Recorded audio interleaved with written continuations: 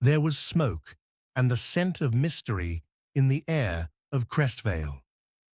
7 years later, when Evelyn Price returned to her old mountain town, it wasn't nostalgia that drew her back. It was a single, cryptic voicemail. "He's alive. The fire was a cover-up." That night at Black Hollow Lodge had taken everything from her career, her health, and most of all Callum Hart, the man she loved more than life itself. No body had ever been found. Investigators called it an accidental explosion, but Evelyn had never truly believed it, not deep down. Now, standing before the charred remains of the lodge, Evelyn felt the heat of the fire all over again. She remembered that final moment, how Callum had pushed her outside and stayed behind. Nature had taken over the wreckage. Ivy crept up soot-stained stone. Evelyn stepped carefully across the debris, the sound of broken glass and gravel beneath her boots. Her heart pounded like a drum. A twig snapped behind her. She spun around and pulled out her gun. A man emerged from the mist, tall, wearing a dark hooded jacket.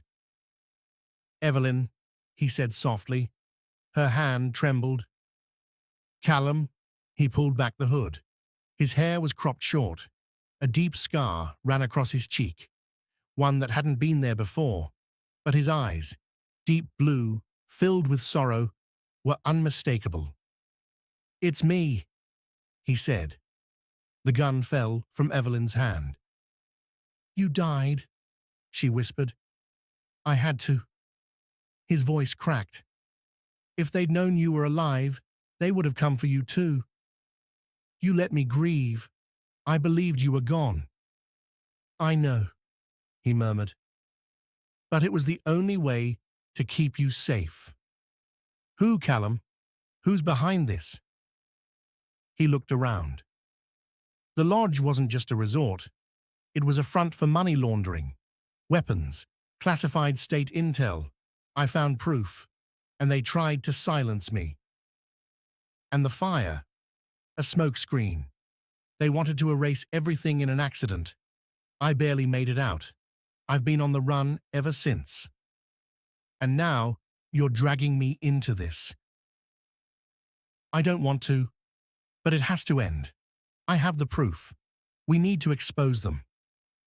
Why now? They know I'm alive, and they're coming for you too.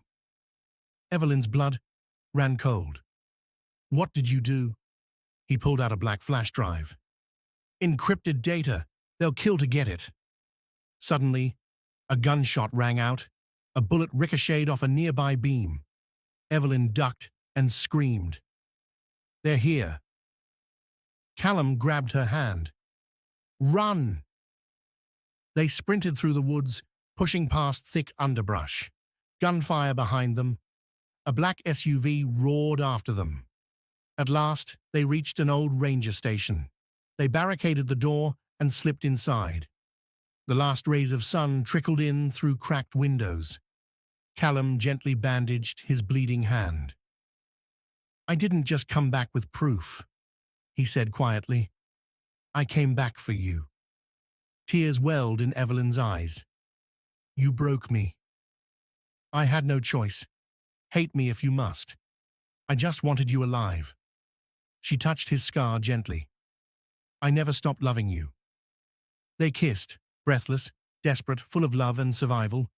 And then, knock, knock, knock. "FBI. Open up." Evelyn glanced at him. "Can we trust them?" Callum shook his head. "No." They opened the back window and escaped into the night. They crossed mountain trails until they reached a hidden cabin. Inside, Callum plugged in the flash drive. Evelyn watched in awe. Files, names, photographs. It was all real. "They'll stop at nothing to cover this up," said Callum. "I know a journalist," Evelyn said. "She's fearless." For a moment, only silence. They sat close, exhausted, but together. But peace never lasts. The cabin exploded. Callum pulled Evelyn into the basement cellar. "Go," he said, handing her a phone. "Send the files. I'm not leaving you. You're the only reason I survived this far." He kissed her one last time and shut the door. Evelyn ran, through smoke, through tears, through the darkness. That night, from inside her car, she uploaded the files. Within 24 hours, the truth was out. Arrests, headlines, history rewritten. And Callum? Gone again. But this time, Evelyn didn't break.